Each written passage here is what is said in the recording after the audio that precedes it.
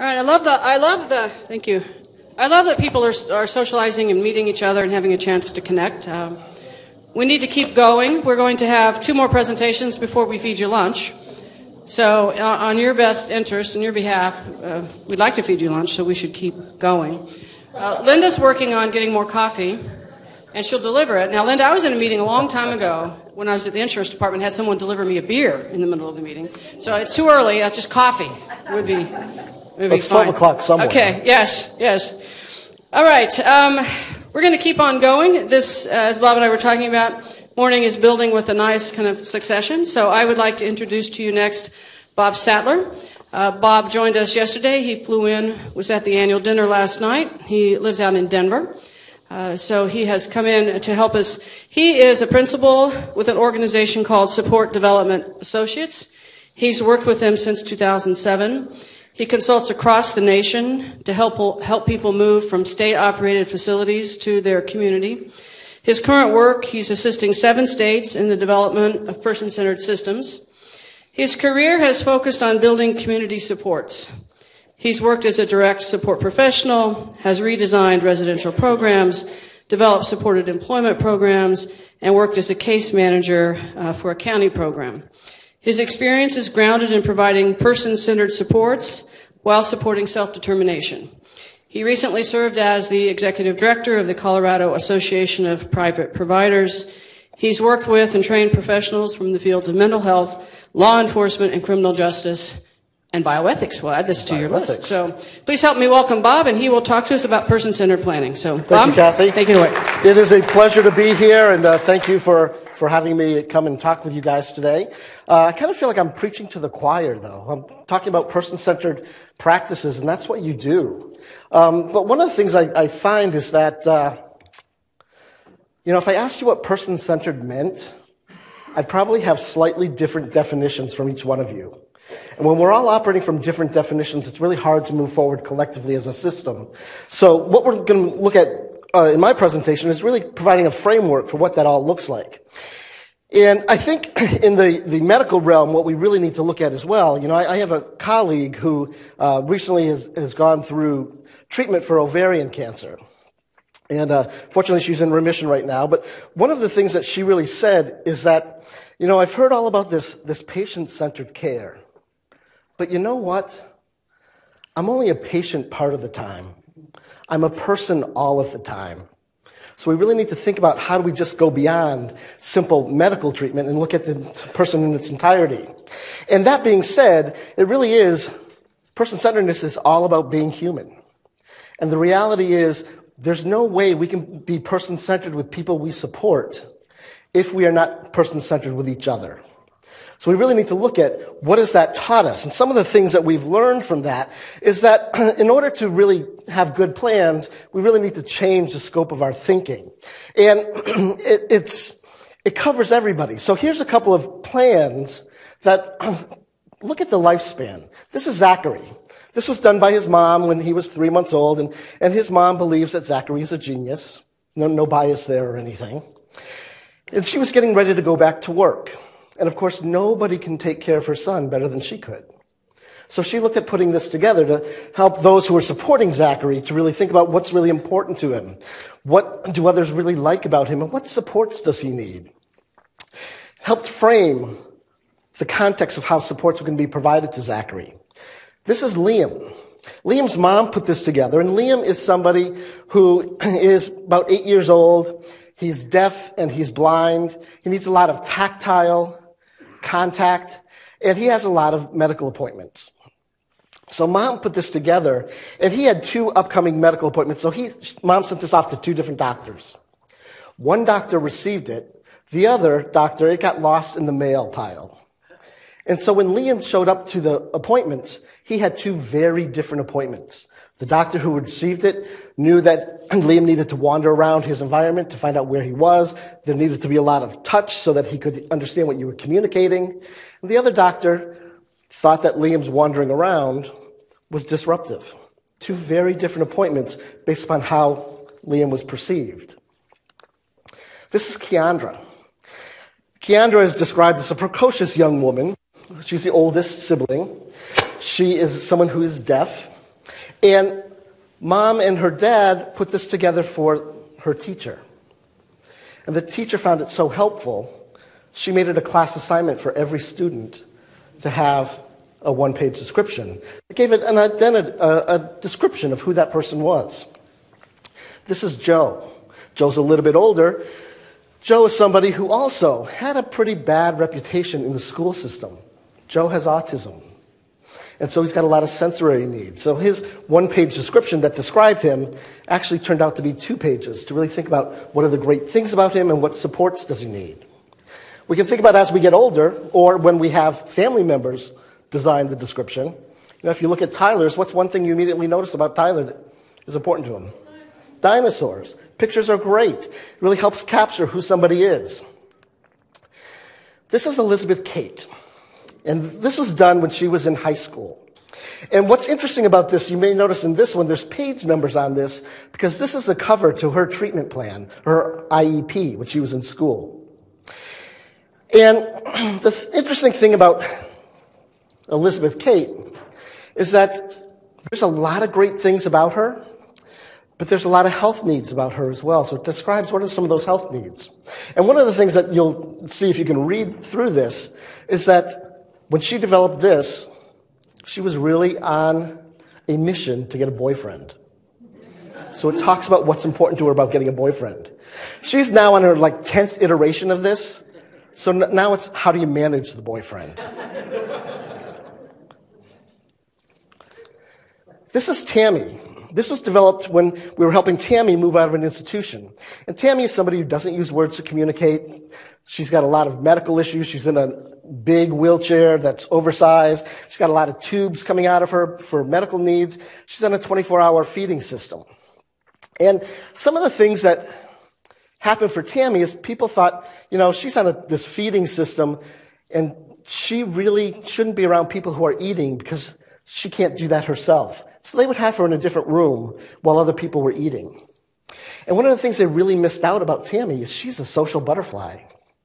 She actually would make Jerry Springer proud because she loves gossip. And taking her away from others while they were eating minimized that contact. She's also somebody who's got a great smile and someone who likes to look really nice. Because she has a lot of medical needs and requires total assistance, a lot of times those who are supporting her would put her in sweat clothes. And she would constantly pick at them. And so people thought she was doing self-stimulation behavior. And then it turned out that she wants to look like a lady. She wants a blouse. She wants a skirt. Forget that sweatshirt stuff. So this was really helpful as she was preparing to move, about how to support her in a way that made sense for her. This is Sara.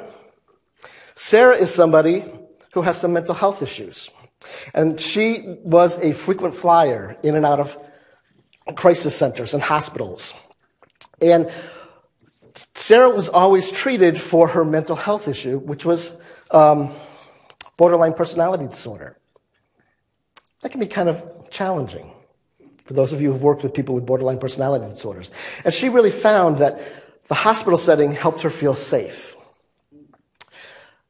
And she was a master at really having control over her situation, so she would tell lots of different people lots of different things. She would threaten to hurt herself. And so people were always treating her for her symptoms. And then what was really evident to others who started to listen to her is that she really wanted to work with kids. In fact, they got her a volunteer position working with a daycare center. And she never had any of those mental health issues when she was working with the kids. She's gone on to get her GED. She's now working in a daycare center. And one of the things about Sara that I thought was really interesting, we talk about this health stuff, and Tina mentioned it, and others have mentioned it as well, and having control over our lives. Sara is somebody who's a smoker. And us being the health professionals, how many conversations do we have with people about not smoking? Sara clarified it for all of us. And she said, you know what? I know that we are all going to die someday. I just might die sooner. Stop bugging me about smoking. But because we know that we have to do that as part of our professional role, we agreed that, okay, we'll talk about it every 6 months so we can do our job and remind you and still work on that and see what we can do to help you with that. So giving her a little bit more autonomy of her life. This is taking it out of the realm of disabilities and supporting people. This is for Shannon. And Shannon is somebody with an organization we were working with where all the employees in the organization did descriptions about what was meaningful to them. And they actually did this when they were looking at hiring a new executive director. And when the new executive director was hired, all of these profiles were given to the executive director, so he got a good idea of what was meaningful to his employees. How would that change the workplace? You know, as you can see, her family is very important to her, front and center. This is for Liz. Liz had a description written for her. She's somebody who stands about 5'2", and on a good day, she's about 112 pounds. And she's somebody who is a good mom, good grandmother, but she's someone who has severe depression. And when she has depression, she doesn't eat. When this was done, she was down to 98 pounds. And she was on the verge of having an NG tube placed in her so that she would maintain the nutrients. And she didn't want that. So her doctor, her daughter, and she sat down to think about what was really meaningful to really make things work well. And because of that, she didn't have to have the NG tube and had more control over her life. This is for Sophia. Sophia is a woman who has her doctorate, works in a university setting, and was doing some consulting, and was the victim of road rage.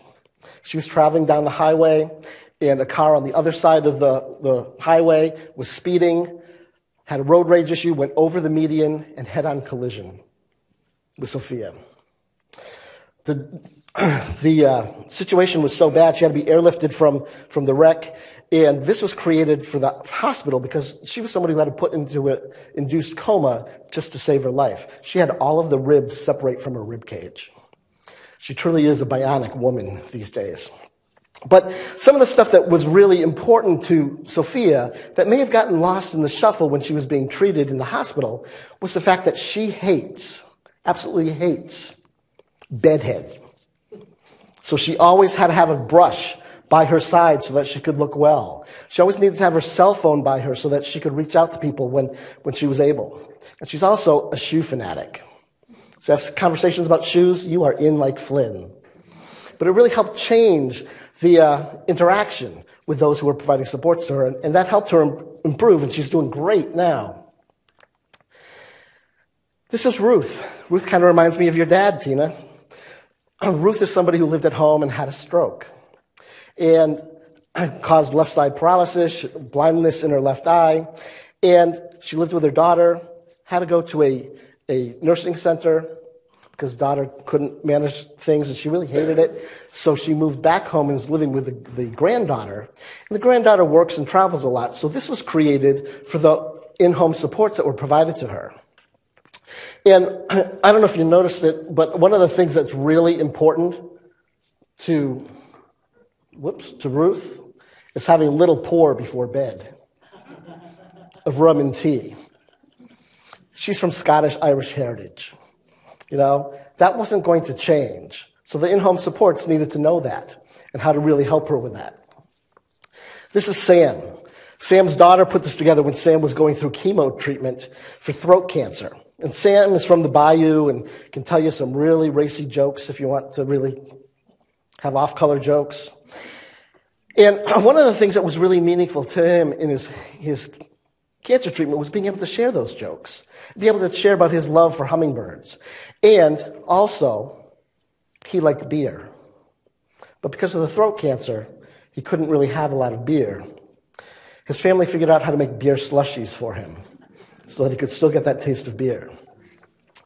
And this was when he finally finished his chemo and was able to ring the bell. And unfortunately, he died later that same day, but he died happy. And he died with those who loved him around him. We can also look at it from a different perspective. This is Max, and I'll talk a little bit about Max a little bit later, but Max is somebody who was going through colon cancer treatment that didn't respond to the treatment. And this is what he put together so others could help him as he was going through that prognosis and that decline in his health. And then this is for Karen. And Karen put this together when she lost her partner, Brian. And one of the things I find really meaningful with this is how often when somebody passes away and we are supporting the ones who are left, what do? And so she put this together to help people figure out this is what you need to do. And if you notice right in the center, things I don't need. Don't cook for me. Don't give me books on grief. What's the first things that we do? So it really helped frame how we support folks. So when we're looking at this concept of a person-centered thinking, we really need to look at the whole person and how it all fits together. And as I said, before we can do this, what we really need to think about is how do we create that framework to make that happen? You know, if we're all operating from a different definition of person-centeredness, it's going to be really hard to collectively move forward. So when we think about a framework, I want to give you a definition of what person-centered thinking is all about. It really is about listening to a person. We've talked about that. And that listening underlines our actions and guides our actions. And those actions focus on three key things and stuff that we've already talked about, which is great. We're building upon what the panel said. We're building upon what Tina said. Let's talk about this a little bit more. It's about people having positive control over their lives, being able to make decisions for themselves of lives that they find satisfying and helpful. It's designed to help us value people for their contributions that they're making now, contributions that they have the ability to make in the future. And, well, one of the things we also want to think about, which Tina also talked about, is that people are supported in a web of rich relationships, both paid and unpaid. And one of the things I think is meaningful for that we often overlook, particularly those who are receiving community-based services, when those relationships are formed with people who are providing the supports, a lot of times when that person leaves and takes a different job, because we know turnover is kind of endemic to our system, we tend to cut off ties with those people. What are we doing to support that? Because those were relationships we can really build upon to start to expand that web of relationships. So if we operate from that framework, what we need to think about is what's the core concept of person-centered thinking? A lot of this is we're asking people to do a different job without giving them the skills to do that job. So when we think about this, the core concept of person-centered thinking, so we can all be on the same page, is to understand what is important to people, what's important for people, and then think about what's the balance between those. And I'll give you a definition of what that really means in just a moment. But I do want to be mindful that these definitions we are now seeing in federal legislation. We're seeing it in CMS with the community setting rule that's been enacted. We're looking at it in the ACL world through the no wrong door system. So you're starting to see these definitions popping up so we're all on the same page. When we think about what's important to us, it's pretty simple stuff. The stuff that's important to us, and I have to apologize, I tend to move a lot, so I'm trying to stay put, and it's just not working. So, important to is the stuff that makes us happy. It gives us satisfaction, fulfillment, being content, being satisfied. Stuff that is meaningful to us. And we tend to find it falls into 6 relative areas that is important for all of us. Relationships. We've already talked about that. And when we're thinking about important twos, what we really need to be mindful of is we need to know the specifics. So if we think about relationships, there are people that we want in our lives because they make us happy. We also need to realize that there are people we don't want in our lives because that makes us happy as well. You know, think about that Thanksgiving table. Who are the people that you gravitate towards? Who are the people that I am not having anything to do with them? We need to know those specifics. So family may be a starting point, but if we don't know which family members fall into which category, we may not create that positive control for people. And that satisfaction for folks. Status and control, that whole focus of having a valued role and having that autonomy of our lives. And as Tina said, autonomy is different than independence. And I think that's where we as a system have taken this slippery slope where we've tried to make people independent. But following up on Tina, people are interdependent. And when we think about autonomy, one thing I want you to think about, it's actually three things I want you to think about. When we think about autonomy, that really means, you know what? Kathy, I can do this on my own. I don't need any help with that. Some of that may be, Tina, you know what? You're really good at that, and I'd like to learn how to do that. Can you help me with that? And some of that is, John, you are so much better than I am. Can you just do it instead? That's autonomy. But we don't often think about that when we're supporting people. In fact, think about your own lives. How many of you live with another adult? And how many of you have figured out who does what around the house? You know? How many of you have to go behind your significant other because they don't do the dishwasher right? You know? Or in our house, we both like to cook. So we have a fight over who's going to cook because whoever doesn't cook has to clean up the kitchen. So we figured out how to do that together. So we really need to think about where does that fit for the people we're supporting. We all have rituals and routines that we need to engage in on a daily basis, weekly basis, monthly basis. And those are different than schedules. What makes our day flow well for us? We also have a rhythm or pace of life. You know, how many of you are the type A people, go, go, go, go, go? Or how many of you are more the go with the flow kind of people? And go with the flow people, don't those go, go, go people drive you crazy? If you slow down, you're going to have a heart attack. And you go, go, go people are like, oh, you are so lazy. Let's go, let's go. But it's what works for you. We need to recognize that. Things to do and places to go are things that are meaningful to us, and things to have. These are all things that help us have comfort in our lives. So we really need to be mindful of that when we're supporting people. On the flip side is the important for concept. And the important for concept really is stuff that we know back and forth. It's how do we keep people healthy? How do we keep people safe? But at the same time, what we also need to be thinking of, it's important for us to be valued. So what are we doing to help people feel valued? People who are aging often have lost the value in their lives. What are we doing to help them regain that? People with disabilities, particularly developmental disabilities, unfortunately, have never really been valued. So what are we doing to help them have that value? And how do we really focus on that so it makes sense for the person? These are things that really help us focus on moving things forward. The challenge, however, is we tend to look at it's either one or the other. You can be happy or you can be healthy. You can be satisfied or you can be safe. And particularly those people who have higher risks, we tend to really look at that health and safety and don't really pay attention to the happy and satisfied. The reality is it's not an either or, it's a both and. And so we really need to think about when that both and happens, how does that play out? So for example, if we are living in a world where health and safety dictate our lifestyle, you know, that focus on health and safety and being valued, how many of you like chocolate chip cookies? And if you were living in a place and you happen to be overweight, how many chocolate chip cookies do you think you'd get? Probably none, yeah. And how happy would you be? Yeah, you know, healthy, safe, and miserable is not a life that any of us want. Yet we've capitalized on that as our system has matured. On the flip side, there's this concept of person-centered thinking and person-centered practices that is a big myth. And that myth is all choice and no responsibility. You can do whatever you want. I'm being person-centered. Have all the chocolate chip cookies you want. Get overweight, have a heart attack, and die. It's your choice. That is not acceptable. While healthy, safe, and miserable is not a life we want, happy and dead is unacceptable. So we really need to think about what are we doing to create some boundaries for folks that really help guide what person-centeredness is all about. Choice does have boundaries. And it's something that I think we haven't done a good job teaching.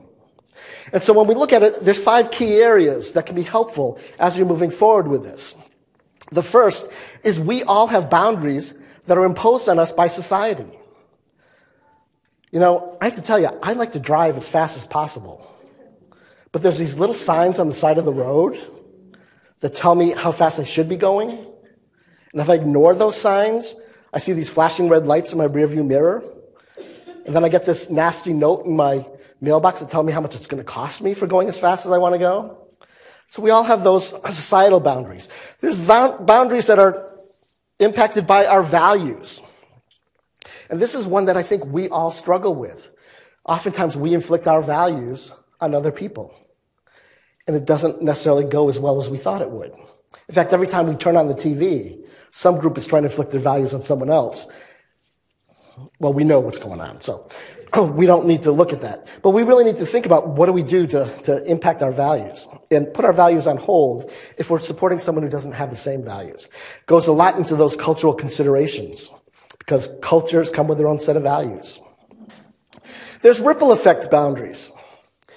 And when we think about ripple effect, it's how do my decisions impact other areas of my life? How many of you would be sitting here today if over the weekend you had decided to go to the bank and pull out all of the savings in your bank account for your family to buy something for yourself and not talk to anybody about it? Wouldn't go over too well, would it? No. So if we're living with other people, if we make decisions that impact our work, if we make decisions that impact other areas of our lives, we really need to look at that. I think we call that consensus and compromise. So we really need to think about that. There's resource-driven boundaries. How do our resources impact our ability to do what we want to do? You know, I've worked in human services all my life. I have a list of all the things I want to buy. Then I get my human service paycheck and I go, that's not going to happen. You know? We all have those resources. So we need to look at it from a financial standpoint. We need to look at it from a programmatic standpoint when we're supporting people. Do we have the resources to make it happen? And then finally, there's risk boundaries. And this is, again, one that I think we have taken a prudent approach. We tend to have a focus on if something bad happens to this person over here, no one in the service system can ever do that again. And each state tends to have a memo about what that is. In Colorado, it was a peanut butter memo. Someone with an intellectual disability had a peanut butter sandwich on Wonder Bread. Choked and died. Tragic situation.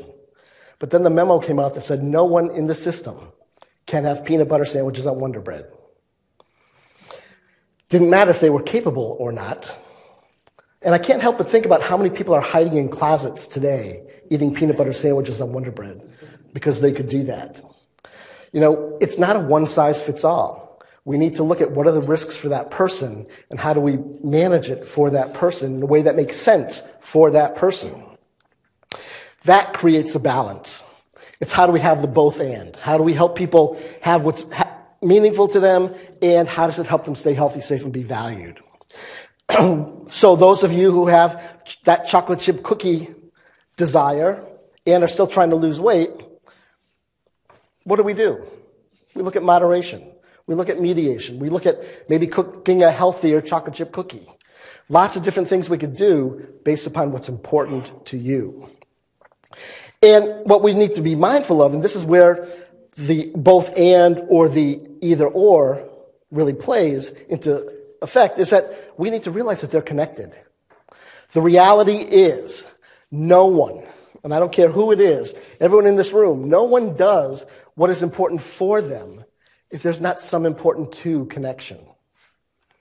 You know, anybody here who's an ex-smoker?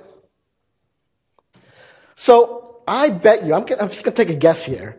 I bet you didn't stop smoking because of that Surgeon General's warning on the side of the box that said smoking's bad for your health. Now, we all know smoking's not good for us.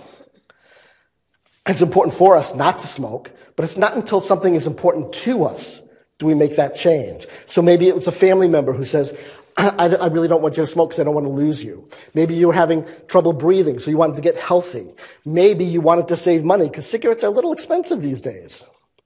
It wasn't until that happens that you make that change. So we really need to think about what's that connection. And that connection needs to focus on what's important to us first. Because if we focus on the fact that smoking is going to cause you to die, that's probably not going to change. We really need to think about what's important to you. And sometimes it may be another person. In fact, how many of you know that flossing your teeth is important for you? How many of you would say it's important to you? Okay, yeah, not so many hands went up that time. How many of you would say it was important to you right before your dentist appointment? It's all a matter of perspective. So we really need to think about that important to connection. You know, there's been a lot of talk about advanced directives. If we are having conversations about advanced directives because it's important for you, people probably aren't going to want to talk about it. Are we finding out what's meaningful to them about why they want to talk about that and put that in place? Then it's probably going to happen. That connection is critical. And that connection changes over time. It's not static. Those of you who are parents, how many of you have found that your important twos changed after you had kids?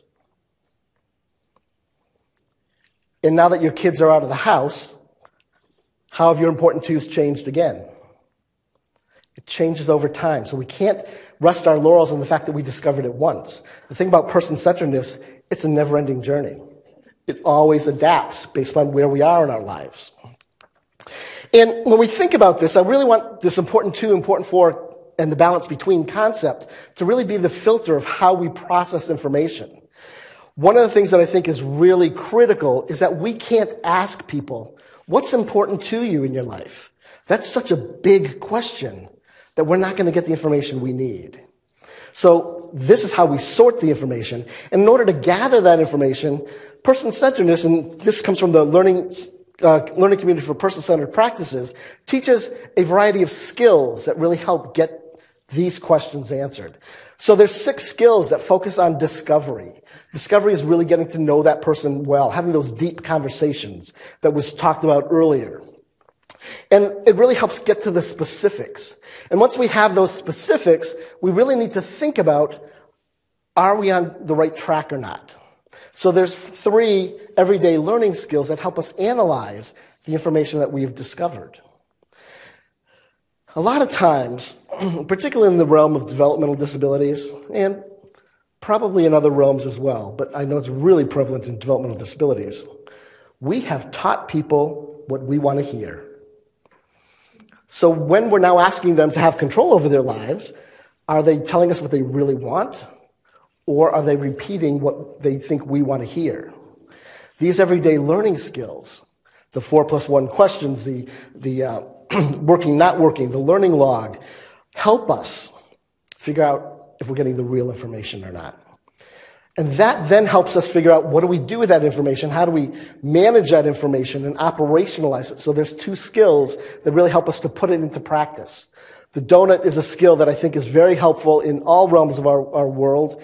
It's something that helps us figure out what's our accountability and what do we need to do. And then we can look at matching and how do we get good connections made to people who are really going to help make things happen for folks.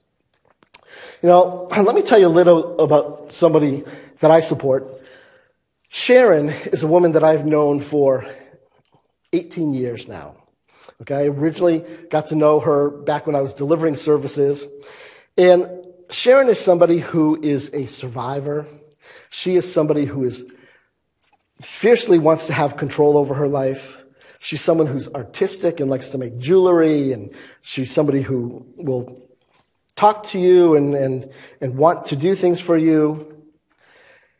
But she's also somebody, so those are things that are important to her, but she's somebody who's a challenge to the system. It continues to be a challenge to the system because her important fours, this really was where those values come in.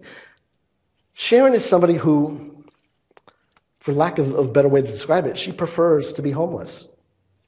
She does not like to stay in an apartment.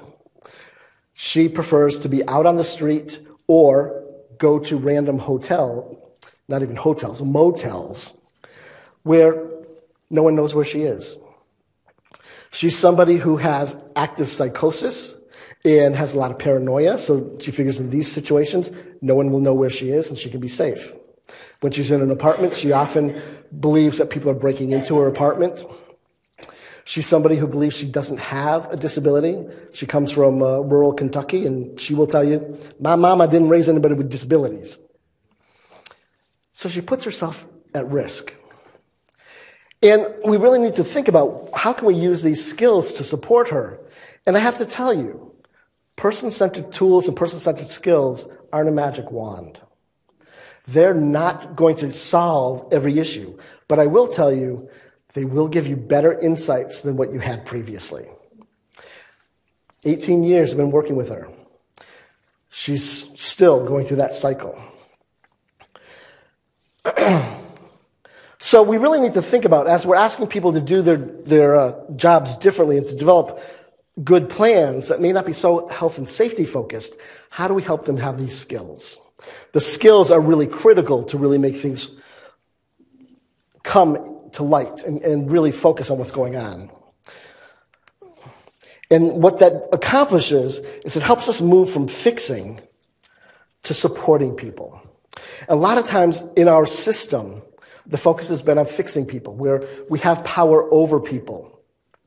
You know, we should on people all the time. SHOULD, just to clarify. You should do this. You should do that. You should do this. And when we're shoulding on people, how does it make you feel? Yeah, it makes you feel like that other word, doesn't it? You know, no one wants to be should upon. But when we are fixing people, that's what we're doing. We're telling them what they need to do. And nobody wants that. I think we should get t-shirts made. Don't should on me. You know, in fact, I would challenge you, because we say we're person-centered, I would challenge you, just pick one day out of your life and keep track of how often you should on other people. I think you'd be amazed. What we really need to think about is, what are we doing to support people? And when we're supporting people, we have power with the person. So instead of shoulding, maybe we're coulding or woulding. And it starts to change the dynamic. As Tina mentioned, who are the people that offer good information? As the panel was talking about, when people are telling us what we need to do, we're probably not going to do it. If I broke my leg skiing, and I went to the doctor, and the doctor gave me all of the things I need to do so my broken leg heals, he's fixing me. If he has a conversation with me about what I can do to get back on the slopes and go skiing again, that's supporting me. It's probably going to give me more motivation to go through that painful PT to really make things work well, because he's discovered what's important to me. So how do we start to have different conversations with people? So in Sharon's case, you know, we know that she can't be on the streets. That's not a good place for her. And our values say that's not good. But her values are saying that's what makes me feel comfortable. How do we have a balance where we're supporting her in that challenging situation? Well, we've resigned ourselves to the fact that we're not going to be able to control that. We've figured out that from a support standpoint, if she calls us once a day, we know she's alive. And we can figure out how do we support her in a way that makes sense. Sharon, in September of 2015, went to the doctor. Well, she went to the doctor, actually to the ER, because she was having tremendous pain in her abdomen. And she was hospitalized. And it turned out that she had a cyst in her kidney. Actually, a kidney stone, excuse me. And the kidney stone had encapsulated an infection. And if she didn't get surgery for it, the kidney stone would continue to grow, rupture, and she would die. No doctor was going to cut on her. She refused treatment. It's one of those things. Do we look at guardianship? Do we look at medical proxy? What do we do to really help things happen? And went to the ethics committee. And ethics committee determined that she was in a state to make her own decisions. She was capable. Challenging situation. How do we support somebody who refuses medical treatment? It's a situation where maybe we need to put our values on hold and say, what can we do to support you through this? So the doctor said that she had 6 months to live. Sharon's a survivor. September of 2016, she went back into the hospital because she was in a motel and was very delirious, and people said, whether you want to or not, we are going to the hospital. So they took that choice as boundaries aspect and said, what are we going to do to support you? Went to the hospital. She was getting septic. She was put on IV antibiotics. And we kept having these conversations that you need to have your kidney removed because what they discovered is the kidney had died. The cyst had grown so much, or the kidney stone had grown so much, but she refused to do that. So we, as a team who supported her, are like, what can we do to help you with this? And coming from rural Kentucky, all I need to do is take cranberry juice. All I need to do is do home remedies and I'll be fine. So we really started to change the nature of the conversation and started talking to her about her death. How do you want us to support you as you die? What do you want your funeral to be like? And all of a sudden she said, I want to live. And as soon as she said that, we were able to support her by becoming medical proxy for her. Again, one of those decisions that it's not really your decision. We don't want you to die, particularly from something that could easily be resolved from surgery. A little bit different than if it was cancer and something that was progressive. So she had surgery. When they went in and to do the surgery, which was supposed to be a 2-hour surgery, it turned out to be 7 hours because the kidney stone had gotten so big, it had destroyed the kidney had died. They removed a kidney stone that was the size of a basketball. So I can't imagine how much pain she had been in. But being very stoic, she didn't tell us that. And no matter how much we tried to get her to the doctor, she wouldn't do it. It wasn't until it was a life-threatening situation. That started to change the dynamics of how we supported her. And now that she's not in pain anymore, we're supporting her in a way that her person-centered plan is all about how do we help her maintain having control over her life? How do we help make sure that she's still happy and satisfied and content? She's now living in an apartment. And for the first time in 19 years, she is taking medication regularly to address her schizophrenia. Things are going well for her. It took us 19 years. This stuff doesn't happen overnight. The thing is about person-centeredness, we need to keep trying. We need to keep discovering. And that's what those discovery tools do. They can help us discover. And then we can really figure out what we can do to have clarity in supporting her, maintaining contact with her so it makes sense.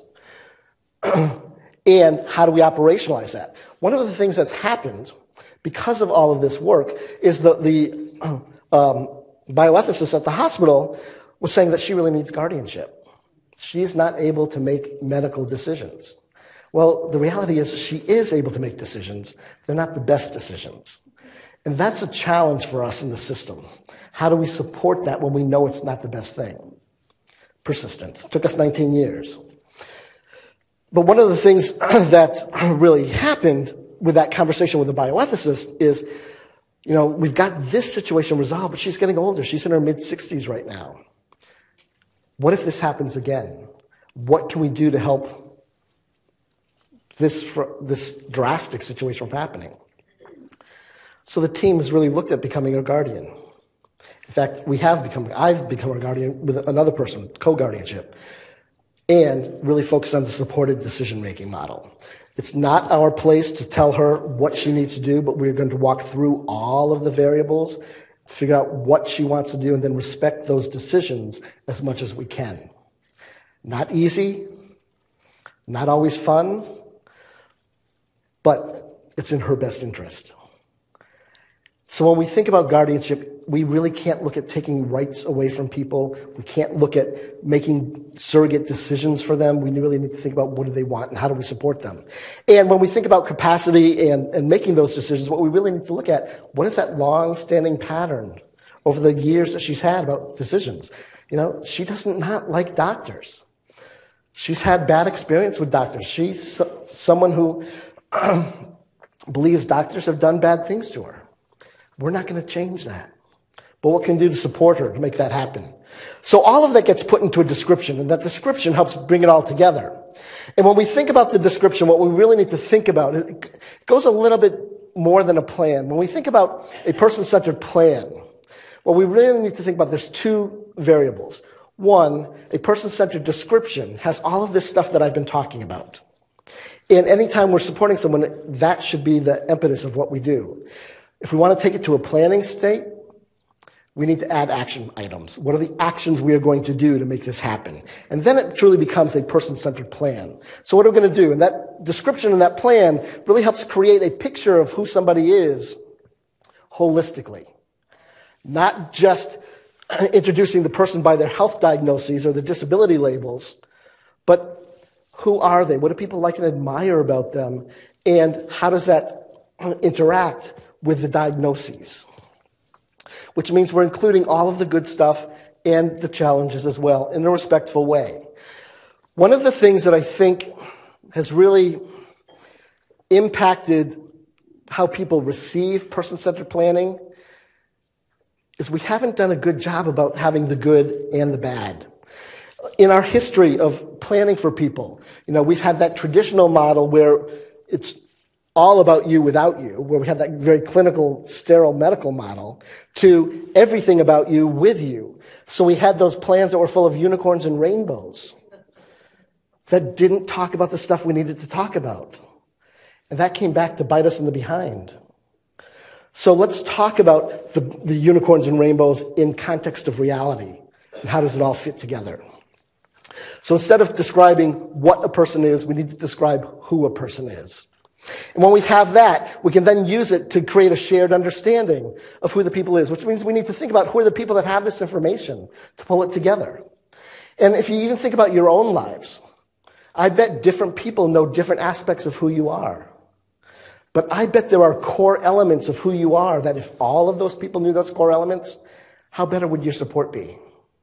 That's what the description does. It takes those core elements so we can pass it on to other people and create a shared understanding and then create better action plans for people that they actually want to work on. I want to go skiing again. I don't just want to go through physical therapy. And it starts to change the actions that we make for folks. And then we can bring in, we have actually found it, good person descriptions make really good recruitment tools. We bring in the people who want to be there. Typically we hang out with people that have similar interests to us. Reality is when we hire people based upon skills and supports that are needed. I can teach someone how to manage someone's diabetes. I can't teach someone to like NASCAR. So let's think about what are the interests and how do we pull that in and then teach the skills and supports that need to be there. So kind of wrap this up. Earlier on, I showed you a one-page description of Max. As I said, Max is someone who had been going through chemo treatment for colon cancer and it was unresponsive to the treatment. So one of the things that he did, he took that one-page profile and he decided to say, this is what I want in my life as I'm nearing the end of my life. So while I have months to live, these are things that I want you to do. What's important to me? How are you going to support me? How will decisions be made? And then what must happen, what must not happen? And as you look at it, while I have weeks to live, while I have days to live at the time of my death and when I'm being remembered. So to walk through that whole course that was a very difficult thing. How helpful would that be for everybody who's supporting Max and his family? Because it wasn't all just about Max. So we can start to have different conversations, and those conversations need to start early. I just walked you through a whole lifespan of how this can be used, and it changes and it grows over time. I actually think one-page descriptions are simply resumes. It's the snapshot of who you are. It's a snapshot of what people like about you and admire about you. It's a snapshot of what's important to you. And it also captures what are the supports that are meaningful to you. Now, a one-page description is a great way to introduce this, but one thing I want to tell you is that it is that resume of all of the information of a good description. We have to have that description first before we figure out what are the key things we need to share with folks. So we need to take the time to have those conversations continually and add to that, and then think about let's encapsulate that so we can easily pass it on to others. And so if Kathy was in the hospital, a one-page description could be very helpful about what are good ways to have communication and get your ideas and your thoughts so that you feel respected. And we can pass that on. In Sophia's case, passing that on to the nurses. Whenever we went to see her, there was a hairbrush. There were some cool shoes so that when she woke up, she could see her shoes. So we really need to think about this. It's concise information, and it can be used in a variety of different aspects. Person-centeredness is not just for people using our services. It is for all of us. We really need to think about how to make that happen. It goes beyond just being a patient because we are a person all of the time. So we really need to think about how we can make that happen. And if we do that, just to wrap this up, it starts with our core values and our beliefs because those impact our thought processes. If I'm telling people that who are providing support to folks that part of their job is to feed Kathy, they could be shoveling food in her face while they're talking on the phone. If I say part of your job is to help Kathy eat, how does that change the relationship? So language is really important. And when we change our language, it starts to change our actions and our decisions. And that changes the results we get. And it's a never-ending feedback loop. We got to try different things to really make things work well for folks. Okay? Is someone the comatose person in room 5B, or is it the PhD teacher at the university? How does that change the interaction? So a couple of resources just to wrap things up. You may be familiar with these. One is a website called Think About Your Life, which is a great website that pulls in all these person-centered practices I've been talking about to really think about people who are going through chronic life conditions or at the end of life or cancer treatments. It's a great website. And then there's a book out there called People Planning Ahead. Good friend of mine, Leanne Kingsbury, is someone who's a gerontologist and very invested in the person-centered world. And she created this book about how do we help people plan to have a quality of life as they're aging and reaching end of life. So good resource that you can actually find at AAIDD, and I actually think it's on Amazon now as well. So blatant plugs, but that's it.